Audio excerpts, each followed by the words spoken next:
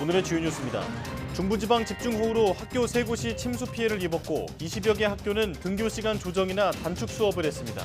충남과 전북 상당 지역은 모레까지 400mm 이상, 충북과 전남, 경북 내륙에도 최대 300mm가 넘는 폭우가 예상됩니다. 강원도 정선군 군도 3호선 세대 피암터널 구간 경사면에서 어제 오후 또다시 대규모 산사태가 발생했습니다. 정선군은 이번 장맛비로 지난 9일부터 4차례 산사태가 발생했고 모두 6천여 톤의 암석이 무너졌다고 밝혔습니다. 폭우가 올 때 반지하 주택은 빗물 유입으로 순식간에 치명적인 인명피해로 이어질 수 있습니다. 또한 물이 고인 상태에서 감전사고도 종종 발생하는데 생사를 가르는 대피 요령을 사이언스 투데이가 살펴봤습니다. 미국, 영국에 이어서 유럽연합 EU도 후쿠시마산 식품의 수입 규제 철폐를 공식화했습니다. 일본이 한국과 중국 등 일본산 수입을 전면 금지하는 국가에 대해서 수입 재개 압박 수위를 더욱 높일 거란 관측이 나오고 있습니다. WHO 산하 국제암연구소가 인공감미료 아스파탐을 발암 가능 물질로 분류했습니다. 아스파탐을 발암 가능성은 있지만 증거가 충분하지 않은 2B군으로 분류했는데 아스파탐의 일일 섭취 허용량은 그대로 유지하기로 했습니다.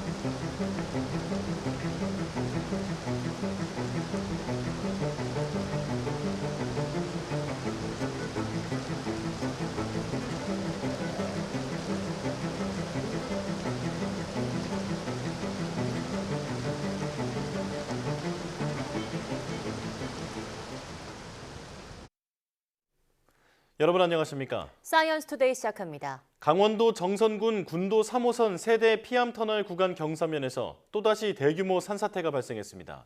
13일 오후 6시 40분쯤 강원도 정선군 세대 피암터널 위 경사면에서 낙석 수백 톤이 또다시 쏟아져 내렸습니다. 정선군은 이번 장맛비로 지난 9일부터 4차례 산사태가 발생했고 모두 6천여 톤의 암석이 피암터널을 덮쳤다고 밝혔습니다. 앞서 정선군이 산사태 위험이 커지자 지난 7일부터 세대 피암터널 구간의 통행을 전면 통제해 인명피해는 발생하지 않았습니다. 14일 새벽 4시쯤 경기 안성시 원곡면에 건설하고 있는 통복교에 설치된 임시 다리가 밤사이 내린 비로 10m 정도 유실됐습니다. 다친 사람은 없었지만 다리가 유실돼 차량이 다닐 수 없어 경찰이 주변을 통제하고 있습니다. 이에 따라 안성시는 애초 다음 달 개통을 목표로 진행하던 통복교 공사 일정을 앞당겨 마무리한 뒤 오후에 교량을 임시 개통했습니다. 이번에 유실된 가교는 통복교 개통 전까지 사용하기 위해 임시로 설치됐습니다. 중부지방에 쏟아부은 집중호우로 전국 학교 3곳에서 시설 피해가 발생했습니다. 교육부는 서울 특수학교 한 곳의 주차장 시설이 일부 파손되고 충남에서 초등학교 한 곳과 고등학교 한 곳의 외부 주차장이 침수된 사실을 확인했다고 밝혔습니다. 더불어 광주와 경남, 충남에서 18개 학교가 집중호우로 등교 시간을 조정했고 서울과 충남의 2개 학교는 단축 수업을 진행했습니다.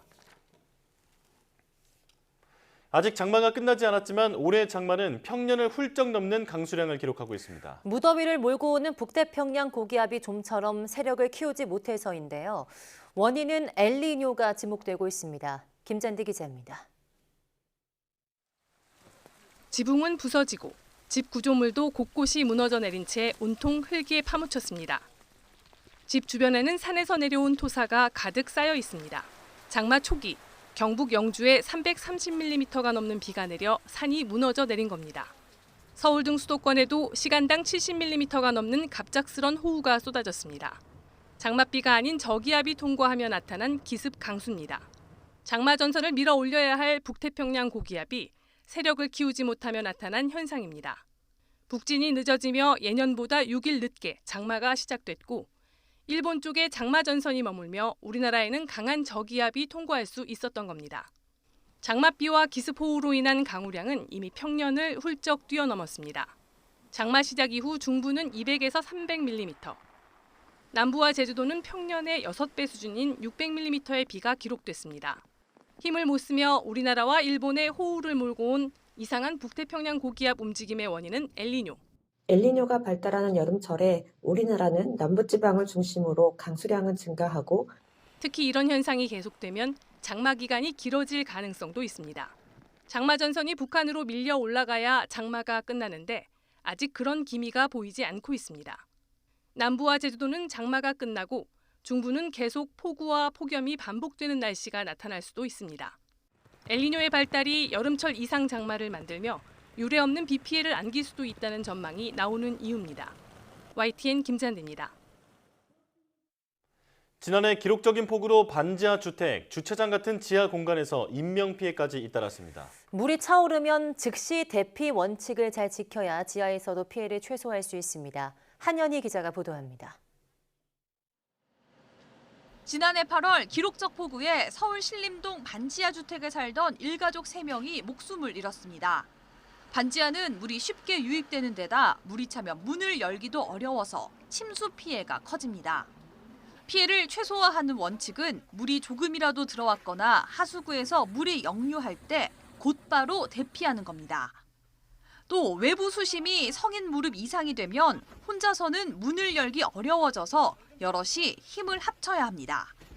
특히 감전되지 않도록 누전 차단기를 내린 상태에서 작업하는 게 중요합니다. 대피할 때는 미끄러운 구두나 슬리퍼 대신 운동화를 신는 것이 좋습니다. 반지하 주택뿐만 아니라 지하 주차장도 폭우 때 위험 지역으로 꼽힙니다.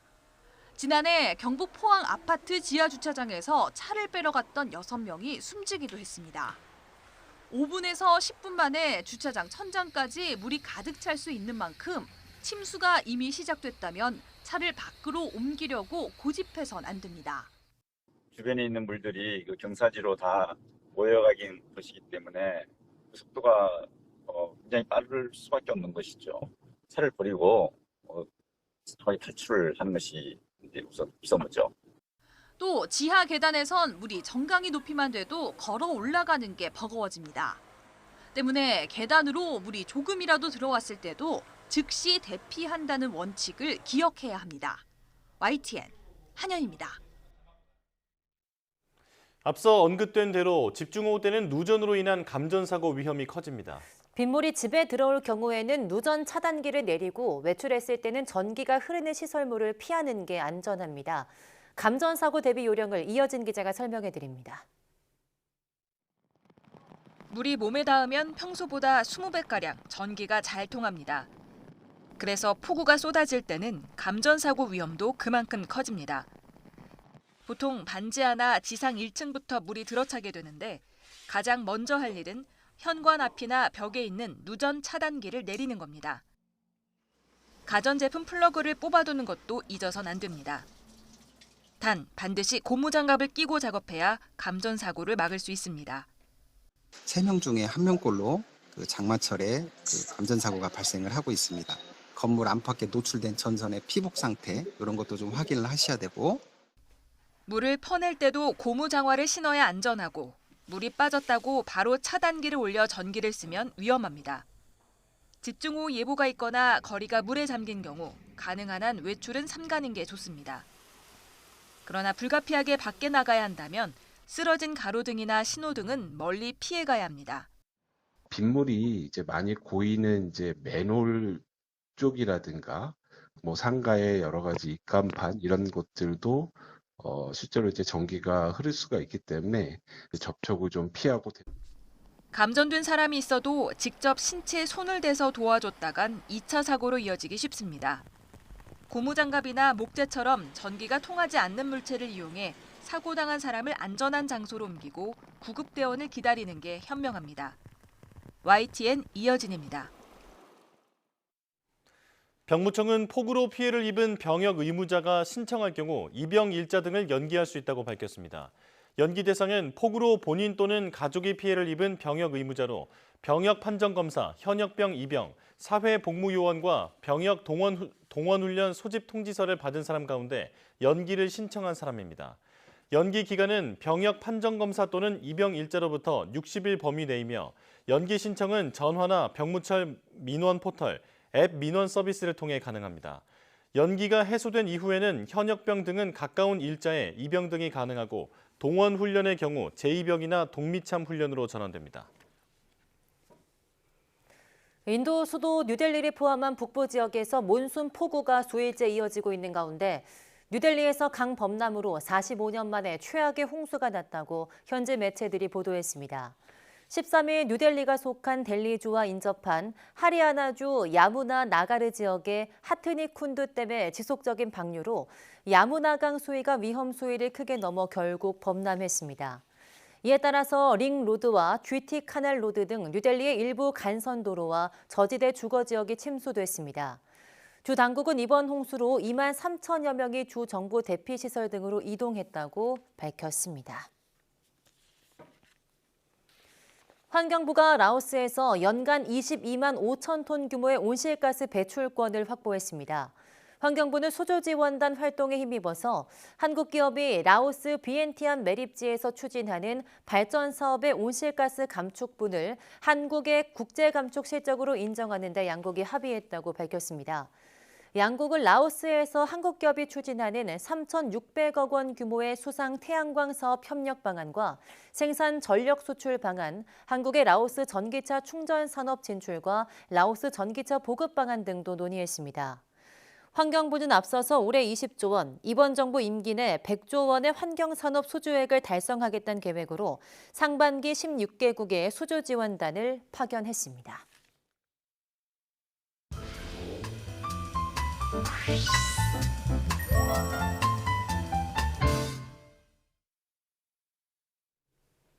한 주의 마지막인 매주 금요일 영화 속 과학을 찾아보는 시간이죠. 네, 사이언스 레드카펫 오늘도 양효영 기자와 함께하겠습니다.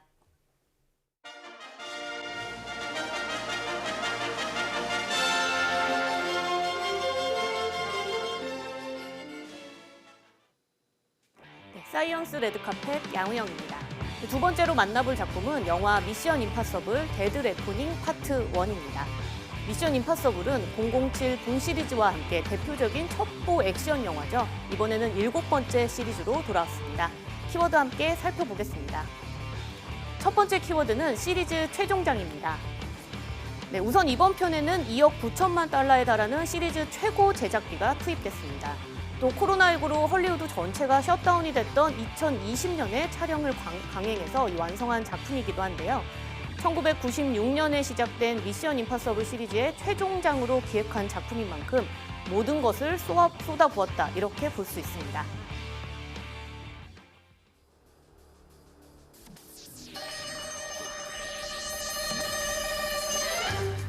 네, 익숙한 오프닝 음악, 자동 소각되는 비밀 지령, 그리고 변장 마스크까지 불가능한 미션을 해결하기 위해 미션 임파서블이 7번째 시리즈로 돌아왔습니다. The world is changing. Truth is vanishing. War is coming. 이번에 대결할 상대는 인간이 아닌 인공지능, 바로 인격을 갖게 된 엔티티입니다.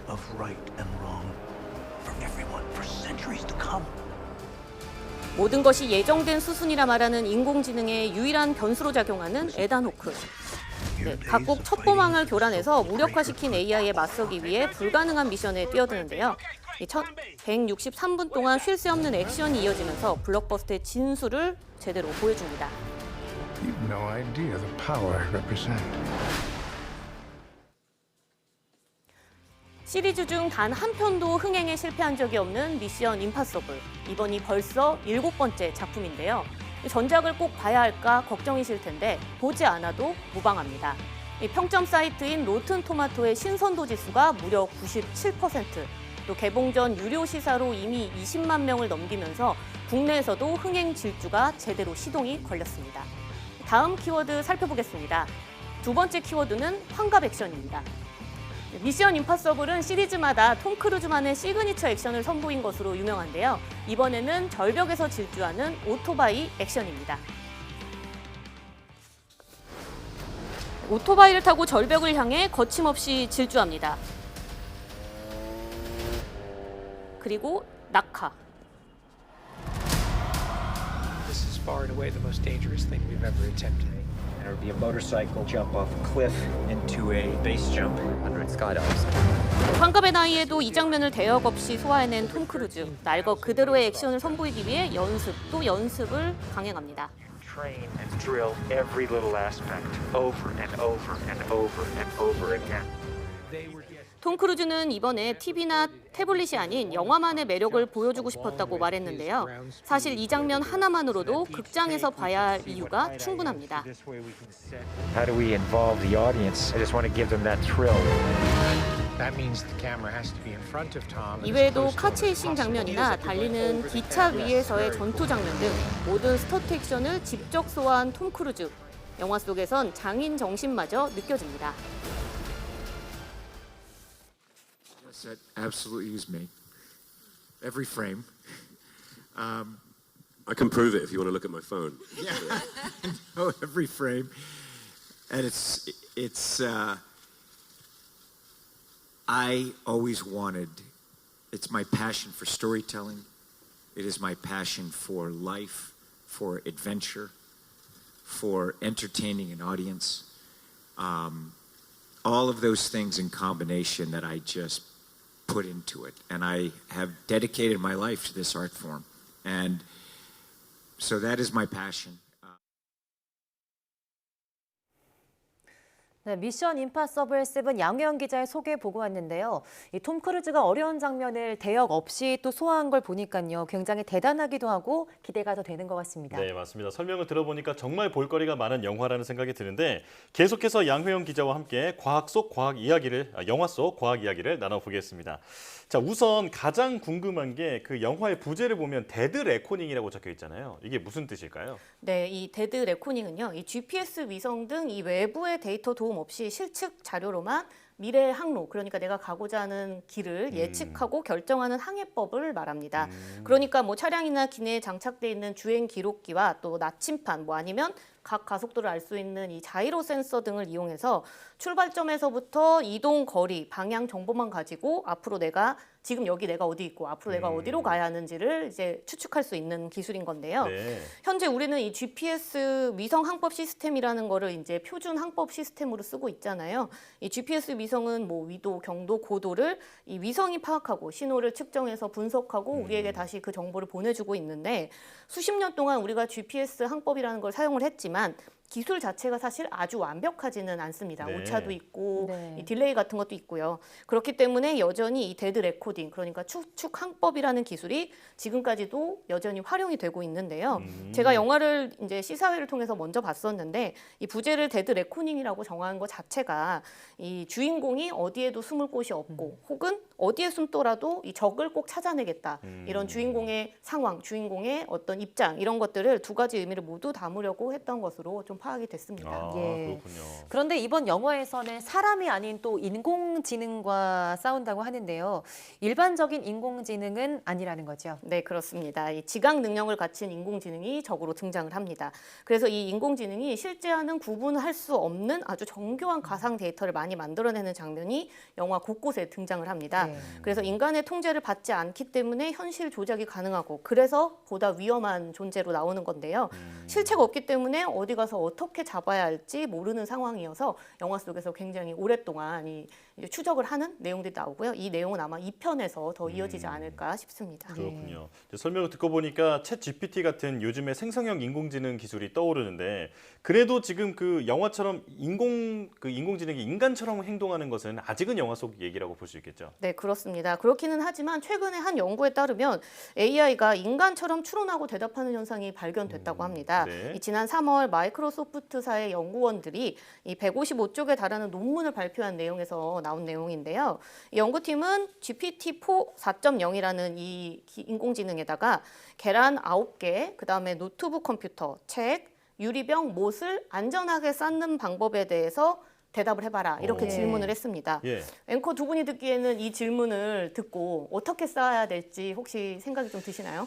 이게 왠지 납작한 것들을 쌓아놓고 그 위에 작은 것들을 쌓는 게 안정적이지 않을까 이런 생각이 드는데요. 네, 맞아요. 선뜻 답이 떠오르지 않거든요. 계란도 있고 뾰족한 못도 그러니까요. 있고요. 그쵸? 굴러갈 것 같은데요. 네. 그래서 이게 정답은 사실 굉장히 없기 때문에 사람마다 어떤 것을 우선에 두고 이거를 쌓느냐에 대한 질문을 답할 수 있거든요. 그러니까 이 질문이 과연 AI가 우리가 살고 있는 이 물리적 세계를 얼마나 직관적으로 이해하고 이 답을 해결하고자 대답을 할 것인가 이런 것들을 알 수 있는 건데 이 GPT 4.0의 답변도 나름 되게 독특했습니다. 제가 네. 그래픽으로 준비를 해왔거든요. 네. 네.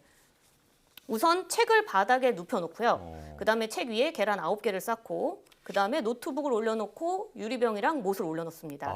이때 계란을 만약에 계란 위에 노트북을 올릴 때는 껍질이 깨지지 않도록 조심해라 이런 조언도 했고요. 또 노트북이 가장 밑에 있는 책과 나란한 위치에 있어야 안정적으로 자리 잡을 수 있다 이런 조언도 했다고 합니다. 네. GPT의 답을 들어보시니까 어떠세요?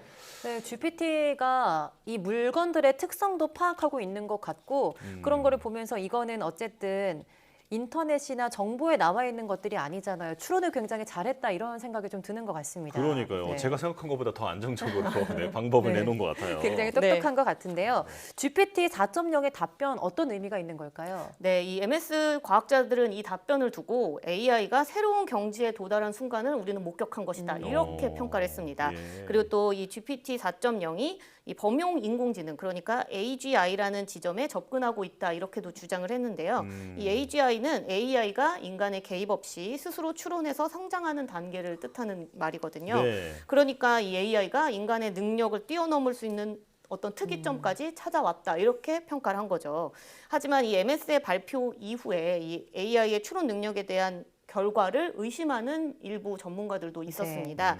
미 카네기 멜론의 이 마튼셉 교수 같은 경우에는 MS가 홍보를 위해서 논문 형식을 이용해 이 자신들의 AI 기술을 홍보한 것이다 이렇게 평가하기도 했고요. 또 UC 버클리 AI 연구팀에 활동하고 있는 앨리슨 감닉 심리학 교수는요.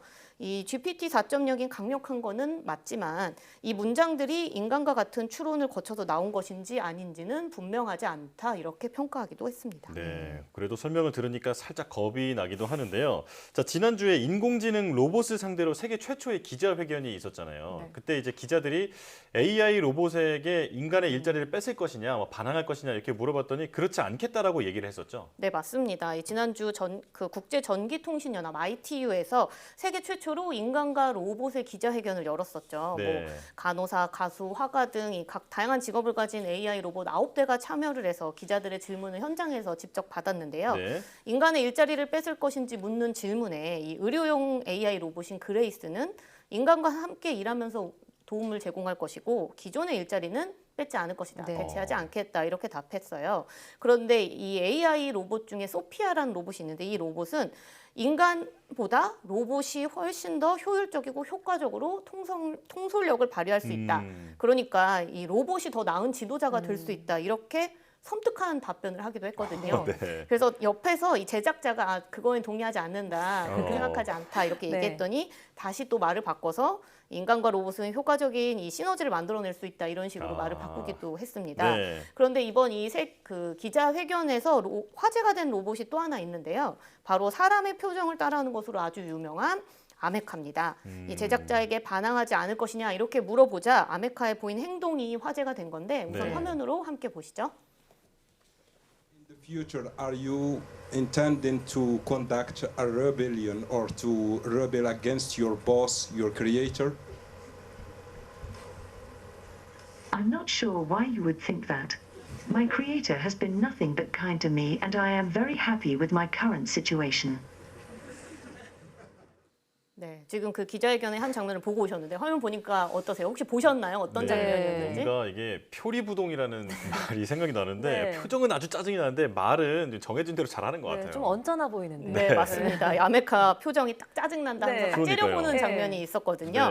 이 아메카가 이 인간과 소통을 할 때 상대방의 표정을 읽으면서 이 다양한 표정과 몸짓을 함께 드러내는 AI 로봇으로 유명하거든요. 근데 이제 이런 답변을 할 때 최근에는 챗 GPT-3나 GPT-4와 같은 이 행성형 AI를 요즘에 학습을 하면서 진화하고 있는 중이라고 해요. 그래서 이 뭐 반항을 할 것이냐라고 물어봤을 때 굉장히 짜증나는 답변을 네, 표정을 지었죠. 네. 아직은 로봇이나 인공지능이 인간과 똑같지 않다. 이거는 뭐 다들 아는 사실이지만 발전하는 속도가 조금 이렇게 빠르다 보니 섬뜩하기도 한데요. 네. 기술의 발전이 독이 되지 않도록 관련 규제도 함께 진행이 되어야 될 것으로 보입니다. 네.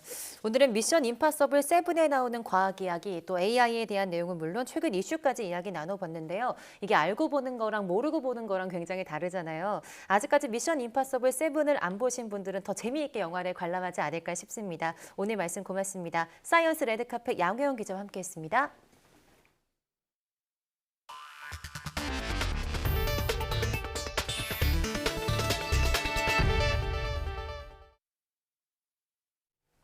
미국과 영국에 이어 유럽연합도 후쿠시마산 식품에 대한 수입 규제를 철폐하기로 했습니다. 아직 규제를 풀지 않고 있는 한국과 중국 등에 대한 일본 정부의 수입 재개 압박 수위가 높아질 수 있다는 관측이 나오고 있습니다. 보도에 이상순 기자입니다. 유럽연합 EU가 일본과의 정상회담에서 일본산 식품 수입 규제 철폐를 공식화했습니다. 지난 2011년 후쿠시마 제1원자력 발전소 폭발 사고 이후 12년 만입니다.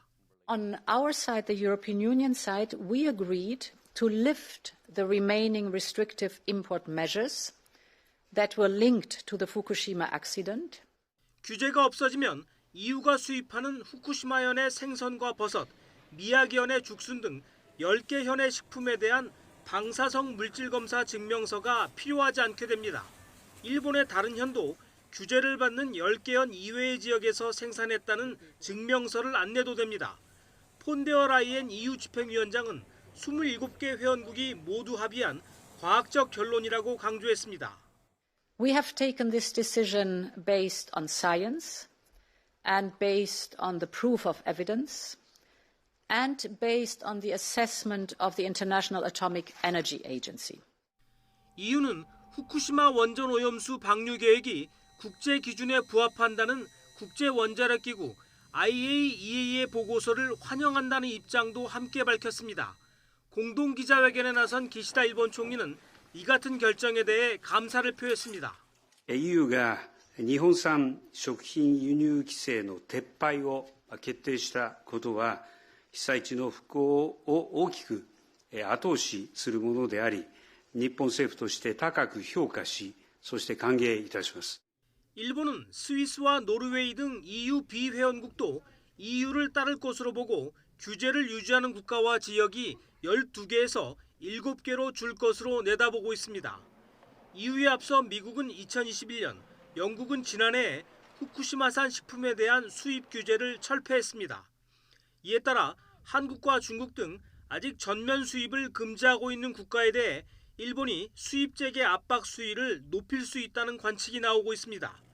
우리나라는 후쿠시마 등 8개 현은 수산물 수입을 전면 금지하고 있고 그 외 다른 현에 대해선 수입할 때마다 전 방사능 검사를 하고 있습니다. 여기서 미량이라도 방사능이 탐지되면 17개 핵종에 대해 추가 검사를 해야 합니다. YTN 이상순입니다. 제로콜라를 비롯한 각종 음료와 캔디, 아이스크림 등 무설탕을 표방한 다양한 식음료 제품에 사용되는 인공 감미료 아스파탐을 세계보건기구 WHO가 발암 가능 물질로 분류했습니다. WHO 산하 국제암연구소와 WHO UN 식량동업기구 공동산하기구 식품첨가물 전문가위원회는 현지 시간 14일 아스파탐 유해성 평가 결과를 담은 보도자료를 내고 아스파탐을 발암 가능 물질 분류군인 EB에 포함한다고 밝혔습니다. 국제암연구소는 발암 위험도에 따라 확정적 발암 물질인 1, 발암 추정 물질인 2A, 발암 가능 물질인 2B 등으로 분류합니다. 이 B군은 발암 가능성이 있지만 증거가 충분하지 않은 경우에 주로 분류합니다. WHO는 아스파탐에 매겨진 기존 일일 섭취 허용량은 체중 1kg당 40mg은 그대로 유지하기로 했습니다. 내년 초부터 미국에서 피임약을 의사의 처방 없이 아스피린이나 소화제처럼 쉽게 구입할 수 있게 됐습니다. 미 식품의약청 FDA는 프랑스 제약업체 HRA 파마가 만든 피임약 오필에 대해 처방 전 없는 판매를 승인했습니다. 미국에서 처방전 없이 사전 피임약이 판매되도록 승인된 것은 이번이 처음인데 오필은 내년 1분기부터 판매에 들어갈 예정입니다. 이번 승인은 지난해 대법원이 연방 차원에서 여성의 낙태권을 인정했던 로데 웨이드의 결정을 뒤집은 뒤 낙태를 금지하는 주들이 늘어나는 가운데 나왔습니다. 한국전력이 지난 4월 고객에게 이메일을 발송하는 과정에서 이름과 전기를 사용한 장소 등 개인정보 5만 건을 유출한 사실이 뒤늦게 확인됐습니다. 한전이 국민의힘 김성원 의원실에 제출한 자료를 보면 한전은 지난 4월 18일 고객에게 이메일을 발송하며 이름과 전기 사용 장소 등 2개 항목에서 개인정보 4만 9,884건을 유출했습니다. 한전은 유출 경위에 대해서 고객 번호와 이메일 주소를 잘못 연결해서 해당 고객이 아닌 다른 고객의 이메일 주소로 발송됐다고 설명했습니다. 스타벅스 애플리케이션 이용자 90여 명의 계정이 해킹돼 충전금 800만 원 정도가 부정 결제되는 일이 발생했습니다. 스타벅스 코리아는 문제가 된 해외 IP를 차단하고 피해 계정의 충전금을 전액 보상했다고 밝혔습니다. 스타벅스 측은 홈페이지 공지를 통해 지난 10일 해외 IP를 거쳐 앱에 부정 로그인해 충전금을 도용한 일이 있었으며 확인 즉시 조치했다고 설명했습니다. 스타벅스는 여러 사이트에서 같은 아이디와 비밀번호를 사용하는 고객의 경우 관련 피해를 볼 수 있다며 아이디와 비밀번호를 주기적으로 변경해달라고 요청했습니다. 최근 중고거래 사이트에서 모임 통장을 만들 때마다 새로운 가상 계좌번호가 생기는 점을 악용해 사기를 치는 수법이 등장했습니다. 등록된 계좌를 모임 통장으로 전환해 개설과 해지를 반복할 수 있는데 사기를 칠 때마다 다른 계좌번호를 사용하기 때문에 피해자들은 속수무책으로 당할 수밖에 없습니다. 안동준 기자입니다. 지난 7일 A씨는 중고거래 사이트에서 250만 원짜리 명품 가방을 구매하려다 사기를 당했습니다. 판매자는 인터넷은행 카카오뱅크에서 개설한 모임 통장으로 입금을 유도했는데 피해 신고가 접수된 이력도 없었습니다. 볼 수 있는 게 있더라고요. 계좌가 안전한지. 그래서 일단은 거기에 봐서 계좌가 깨끗하다고 생각을 하면 사기꾼은 아니겠구나라는 생각을 하게 되거든요. 카카오뱅크 모임 통장은 등록된 계좌 하나만 있으면 비대면으로도 쉽게 만들 수 있습니다. 또 계좌 하나로 개설과 해지를 반복할 수 있는 데다 개설할 때마다 안심 계좌번호라는 새로운 계좌번호가 부여되고 사기범은 이 점을 노린 것으로 보입니다. 지금 보이시는 이 모임 통장 계좌번호는 뒷번호가 55320으로 끝나는데요. 이 통장을 해지하고 다시 만들어 보면 채 1분도 되지 않아 뒷번호가 55336으로 끝나는 새로운 계좌번호가 만들어집니다. 범행을 저지를 때마다 다른 계좌번호를 사용하기 때문에 피해자들은 아무 의심 없이 당할 수밖에 없었습니다. 결국 비슷한 기간 같은 계좌 주인에게 사기 피해를 입었다는 사람만 40명에 가깝고 이들이 주장하는 피해 금액은 2천만 원이 넘습니다. 이렇게 쉽게 범죄에 이용된다는 것 자체가 더 큰 범죄에 쉽게 이용될 수 있을 거라고 생각이 정말 되고 걱정도 많이 되거든요. 이에 대해 카카오뱅크 측은 문제를 인지하고 있다며 비정상적인 사용이 감지되면 제한을 거는 등 모니터링을 하고 있고 추가적인 대책도 고민하고 있다고 설명했습니다. 다만 모임 통장 이용자가 많다 보니 악용하는 사례가 생기는 것일 뿐 시스템이 허술해서 생기는 문제는 아니라고 해명했습니다. 중고거래 사기 수법도 나날이 진화하고 있는 만큼 사용자의 편의를 위한 기능이 범죄에 악용되지 않도록 대책 마련이 시급해 보입니다. YTN 안동준입니다. 2등 당첨자가 600명이 넘으면서 조작설이 확대된 로또 복권. 정부가 외부 기관의 검증 결과를 내놨는데요. 복권 시스템은 조작이 불가능하다는 결과를 얻었습니다. 그런데 다소 당첨 확률이 앞으로 더 늘어날 것이라고 합니다. 그 이유를 이승은 기자가 보도합니다. 로또 복권 조작설은 지난해 6월 1등이 50명이 나오자 급격히 확산했습니다. 이어 지난 3월 2등이 664명이나 나오고 이 가운데 103건이 모두 같은 판매점에서 나오자 불씨는 더욱 확산했습니다. 참관인 150명을 초대하고 차관까지 방송에 출연하며 불신 해소에 나선 정부가 이번엔 외부기관 검증 결과를 내놨습니다. 복권 시스템과 추첨 과정을 한국정보통신기술협회가 검증했습니다. 내부 관계자가 시스템을 조작할 수 있는지를 검증한 결과 인가된 사용자만 접근 가능하고 5개 데이터베이스를 모두 바꾸는 건 불가능하다고 봤습니다. 실물 티켓을 조작해서 당첨금을 받을 수 있는지를 검증한 결과 지급 과정에서 걸러지는 것으로 나타났습니다.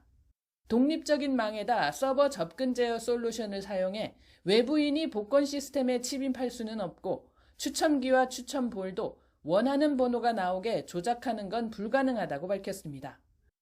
서울대 통계연구소도 최근에 1, 2등 다수 당첨은 확률적으로 충분히 발생 가능하다는 결론을 내렸습니다.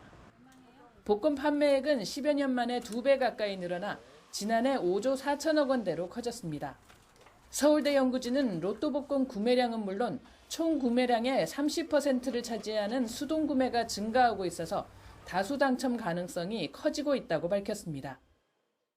수동 구매의 경우에는 자기가 좋아하는 선호번호라든가 로또 구매 용지에 어떤 번호 패턴, 가로 배열이라든가 세로 배열 그런 거를 구매하는 분들이 많습니다. 1, 2, 3, 4, 5, 6 번호를 선택하는 분들이 10,000명이 넘는 상황입니다. 그런데 만약 1, 2, 3, 4, 5, 6 번호가 당첨이 된다면 1등 당첨자가 10,000명까지 나올 수 있다는 겁니다. 영국의 경우 4,082명이, 필리핀은 433명이 1등에 당첨된 사례도 있다고 정부는 밝혔습니다. YTN 이승은입니다.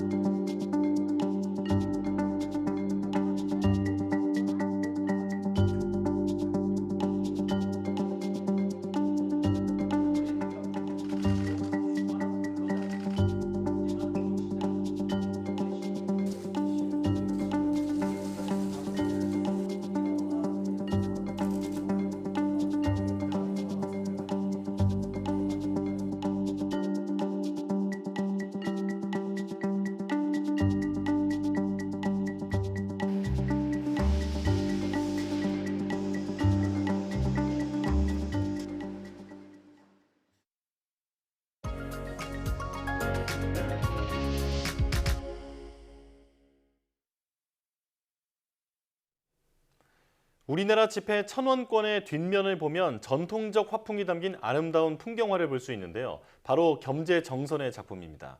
우리나라의 산천을 생동감 있고 독창적인 화법으로 그린 화가로 조선 후기 회화 역사에서 큰 업적을 남겼는데요. 오늘 사이언스인 아트에서는 겸재정선의 생애와 작품 그리고 기존 산수화에서 벗어나 새롭게 그렸던 진경 산수화에 대해 알아보겠습니다. 박소경 아트 디렉터와 함께합니다. 어서 오세요. 안녕하세요. 네, 안녕하십니까. 자, 우리나라 지폐 1,000원권에 그려진 풍경화가 겸재정선의 작품이었다고요? 좀 자세히 알려주시죠. 네, 바로 개상정거도라는 수묵화가 우리나라 지폐 1,000원권 뒷면에 그려져 있는데요. 네. 문화유산으로 보물 585호로 등재되어 있는 작품입니다. 이 작품 속에는 지폐 앞면에 그려진 퇴계이황 선생이 도산서당에서 독서 중인 모습이 담겨져 있습니다. 네. 이 겸재정선이 퇴계이황 사후 177년이 지난 1746년에 도산 서당과 함께 주변의 풍경을 화폭에 담은 건데요. 자세히 보시면 서당 앞으로는 강이 흐르고 또 뒤쪽으로는 웅장하게 산과 숲이 펼쳐져 있습니다. 네, 이런 풍경을 배산임수라고도 표현하는데요. 이 서당 건물 안에는 퇴계이황이 앉아있는 모습이 작게 그려져 있는 걸 볼 수 있습니다. 이 작품명인 개상정거도는 냇가에 조용히 머무른다는 뜻으로 해석되기도 합니다. 네, 그냥 무심코 지나쳤던 1,000원짜리 지폐 한 장이었는데요. 굉장히 멋진 작품을 지갑 속에 넣고 다녔던 것 같습니다. 겸재정선에 대해서도 소개 부탁드릴게요. 네, 조선시대 회화 역사에서 큰 업적을 남긴 대표적인 화가죠. 이 겸재정선은 1676년에 태어났습니다. 네, 어린 시절부터 그림에 소질이 있어서 20살의 나이로 도화서의 화원으로 들어가서 관직 생활을 했고요. 이후 특유의 스타일로 우리나라 산수화를 그려내면서 명성을 쌓습니다. 특히 당시에는 영조시대였는데 이후 정조시대 때 조선의 르네상스 시대라고 하는 문예 부흥기가 오는데요. 그 바탕에는 먼저 겸재정선이 있었습니다. 이 겸재정선은 이때 진경산수화라는 새로운 화풍을 확립시키면서 그야말로 진경시대를 앞장서는 독자적인 작가로 자리매김했습니다. 특히 워낙 여행을 좋아해서 전국을 돌아다니면서 다양한 풍경을 화폭에 담았고요. 이 수백여 점이 넘는 명작들을 남기기도 했습니다. 아, 그렇군요. 자, 그런데 앞서서 그 도화서라는 기관을 말씀을 해주셨는데 여기가 어떤 곳인가요? 네, 당시 나라에서 필요로 하는 그림을 그리던 기관이었는데요. 도화원 혹은 도화서라고 했습니다. 근데 예전에 드라마 이산이나 또 바람의 화원 같은 드라마에서도 이 도화서가 등장하기도 했죠. 네. 이 도화서에서 일하는 화가들을 화원이나 화사라고 불렀는데요. 이들이 그리는 그림은 주로 궁중과 조정에서 이루어지는 행사들을 그림으로 기록을 하거나 또 어진이라고 하죠. 왕의 초상화 등을 그리기도 했습니다. 뿐만 아니라 단순히 감상과 향유를 위한 산수화나 또 묵죽화 등을 그리기도 했습니다. 네. 근데 원래 이름은 도화원이었지만 이후에 화원의 격을 낮춘다는 이유로 도화서로 이름이 바뀌었다고 알려졌고요. 이 도화서를 거쳐간 유명한 화가로는 겸재정선뿐만이 아니라 안견과 또 김홍도, 신윤복 등이 있을 정도로 당대 뛰어난 화가들이 이곳에서 모두 나라를 위해서 그림을 그렸습니다. 예, 또 앞서서 겸재정선이 기존 산수화에서 벗어나서 진경산수화라는 장르를 개척했다 이렇게 말씀을 드렸는데요. 진경산수화는 뭘까요? 네, 진경산수화는 조선 후기에 새롭게 성행한 화풍인데요. 이 겸재정선이 당시 그 중심에 있었습니다. 이 기존의 전통적인 산수화 형식에서 벗어나서 자신만의 해석으로 이 진경산수화 화풍을 확립했는데요. 네. 여기서 진경이란 실제의 경치를 뜻하는데 특히 어떤 상상 속의 풍경이나 또 다른 그림을 보고 그리는 풍경화가 아니라 직접 그 장소 또 풍경에 가서 답사하고 실제로 보고 느낀 것을 화폭에 담는 산수화가 바로 진경산수화입니다. 이 조선 후기 화가인 조영석이 진경산수화에 대해서 물체를 직접 마주하고 그 진, 즉 진리를 그려야 살아있는 그림이 된다라고 이야기를 하기도 했는데요. 근데 이처럼 대상의 겉모습만을 표현하는 것에서 그치는 게 아니라 실제 그 대상이나 풍경의 본질을 표현하는 게 바로 진경산수화라는 겁니다. 또 조영석은 겸재정선에 대해서 날로 늘어나는 그림의 주문 때문에 이들로 하여금 대신 그리게 하기도 했고 워낙 작품을 많이 남겨서 그가 쓴 붓이 무덤을 이룬다라고 이야기하기도 했는데요. 네, 이 정도로 겸재정선은 진경산수화의 대가로서 당대 최고의 명성을 자랑했습니다. 네, 이 진경산수화가 당시에는 획기적인 화풍이라서 아주 대단히 유행을 했던 것 같은데요. 자, 겸재정선을 따르는 화가들도 많았겠죠? 네, 당시에 정선파라고 해서 이 겸재정선의 화풍에 영향을 받은 작가들을 부르는 용어가 있었습니다. 이 정선의 새로운 화풍이 당시 조선의 화단을 크게 변화시킨 만큼 수많은 후배 화가들과 화원 또 문인 화가들이 영향을 받기도 했습니다. 네. 특히 정선은 진경산수화 외에도 실존 인물이나 또 문학 작품 속의 인물을 그리는 고사 인물도나 시의 뜻이나 어떤 분위기를 주제로 그리는 시의도 등도 굉장히 잘 그렸다고 알려졌는데요. 이처럼 다양한 주제의 그림도 뛰어난 실력으로 그릴 수 있었기 때문에 당시 많은 화가들이 정선의 뒤를 따랐다고 합니다. 네. 감히 조선의 화풍이다 이렇게 말씀드려도 될 것 같은데요. 겸재정선 대표작도 소개 부탁드릴게요. 네, 정선의 대표작 중에는 아무래도 인왕제색도가 가장 잘 알려져 있죠. 인왕제색도는 정선이 1751년에 그린 작품입니다. 이 한여름에 비가 내린 후에 인왕산의 모습을 담은 진경산수화인데요. 네. 수많은 진경산수화 중에서도 최고로 손꼽히는 명작입니다. 보통 옛날 우리나라의 그림을 보면 크기를 잘 가늠하기가 어려운 경우도 있는데 이 작품의 경우는 가로만 138.2cm, 또 세로 79.2cm로 꽤 큰 사이즈의 작품입니다. 이 정선이 소나기가 지나간 후에 인왕산을 봤더니 아득하게 안개가 피어오르는 것처럼 보였다고 합니다. 때문에 산의 아랫부분이 몽환적으로 표현된 걸 볼 수가 있고요. 또 인왕산의 검고 웅장한 바위들도 보이실 텐데요. 이런 무게감을 정선 특유의 대담한 필치로 표현한 것도 인상적이고요. 인왕산의 봉우리는 평소에는 흰색인데 정선은 검게 채색을 했거든요. 그 이유가 비가 온 후에는 돌이 젖어서 검게 변하기 때문이라고 합니다. 네, 이 작품이 그려진 당시가 영조시대 때인데요. 이전까지는 대부분의 산수화가 중국의 화풍을 모방하는 느낌이 있었다면 이 진경산수화는 직접 답사를 가서 보고 그린 만큼 더욱 생동감이 있고 또 특히 우리나라의 풍경이 유독 잘 나타나 있기도 합니다. 네, 조선 후기 미술의 정수라고 할 수 있는 작품인데요. 자, 이 인왕제색도에 정선의 우정과 추억까지 담겨 있다면서요? 네, 맞습니다. 사천 이병현이라는 선비가 있었는데요. 정선과는 평생 굉장히 절친한 친구로 지낸 사이입니다. 특히 이병현은 중국의 그림들을 수집하던 취미가 있었기 때문에 이 정선의 재능을 일찍부터 알아봤다고 하고요. 네. 또 작업을 할 수 있도록 많은 도움을 줬다고 합니다. 네, 한 예로 이병현이 시를 참 잘 썼는데 어떤 지역에 여행을 가서 느낀 점을 시로 써서 정선에게 보내면 정선이 그걸 보고 그림으로 그려내기도 했다고 합니다. 네, 정선의 작품 중 경교 명승첩이 바로 그런 작품입니다. 네. 이 사촌 이병현이 정선의 작품을 많이 소장을 하기도 했고 또 판매할 수 있도록 다리를 놔주기도 하면서 서로에게 도움을 주는 사이였다고 하는데요. 이 인왕제색도가 그려진 1751년에 이병현이 숨을 거두게 되거든요. 네. 이 승정원 일기 기록에 의하면 이병현이 죽기 사흘 전까지 장마였다고 합니다. 이 정선이 인왕제색도를 그릴 때가 이병현이 숨을 거둘 때쯤이었다고 하는데요. 전해지는 이야기로는 정선은 이병현이 나아지길 바라면서 희망을 가지고 비가 내린 뒤 해가 내리쬐길 기다리는 찰나를 작품에 담았다는 이야기도 있습니다. 네. 그런데 이런 이야기는 물론 또 정선의 원화까지 볼 수 있는 미술관도 있다고요? 네, 겸재정선 미술관이 있는데요. 서울 강서구 가양동에 위치해 있습니다. 이 정선의 생애와 또 작품 세계, 또 다양한 업적을 한눈에 볼 수 있는 공간입니다. 이 정선의 원화도 볼 수가 있는 공간이고요. 미술관 주변에는 허준박물관과 또 양천향교 등 역사적인 문화 자원들이 모여 있는 곳이니까 한 번쯤 방문해 보시는 것도 좋을 것 같습니다. 네, 이제는 1,000원 지폐를 볼 때마다 오늘 설명해 주신 내용들이 떠오를 것 같습니다. 미술관도 한번 가봐야겠네요. 자, 사이언스 인 아트 박수경 아트 디렉터와 함께했습니다. 고맙습니다.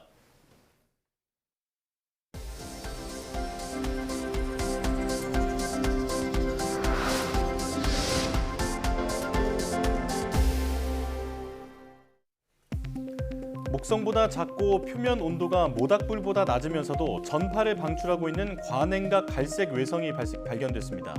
호주 시드니대 연구팀은 지구에서 37광년 떨어진 곳에 있는 갈색 외성이 지름은 목성의 0.65에서 0.95배, 온도는 425도에 불과하다면서도 전파를 발산하고 있다는 것을 확인했다고 밝혔습니다.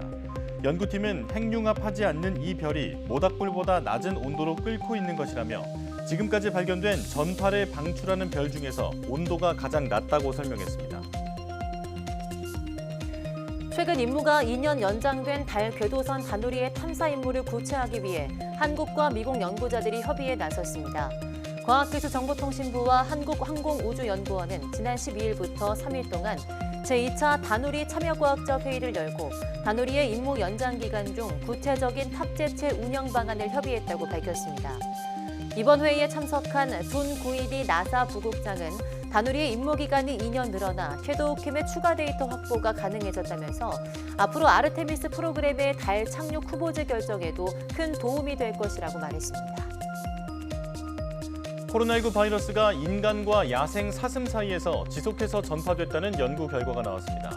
미국 농무부 산하 동식물 검역소에 따르면 지난 2021년 말과 2022년 초 미국 내에서 인간이 야생 흰꼬리 사슴에게 코로나19 바이러스를 옮긴 사례가 100건이 넘는 것으로 나타났습니다.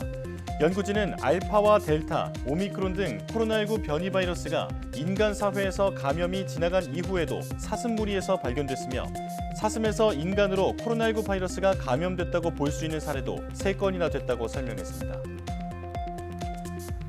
전남 영광의 한빛 1, 2호기의 안전성을 평가하는 2차 주기적 안전성 평가 보고서가 적절하다는 판정을 받았습니다. 원자력안전위원회는 제179회 회의를 열고 이런 내용의 한빛 1, 2호기 제2차 주기적 안전성 평가 보고서 심의 결과안을 심의 의결했다고 밝혔습니다. 원안위는 한국원자력안전기술원에서 안전성 증진사항 이행계획을 심사한 결과 보고서 내용이 적절했다는 결론을 내렸다고 설명했습니다. 현행법에 따르면 원전 운영자는 원자로 시설의 운영 허가를 받은 날부터 10년마다 안전성 평가를 받아야 하는데 한빛 1, 2호기는 지난 2017년에 제2차 안전성 평가 보고서를 제출했습니다.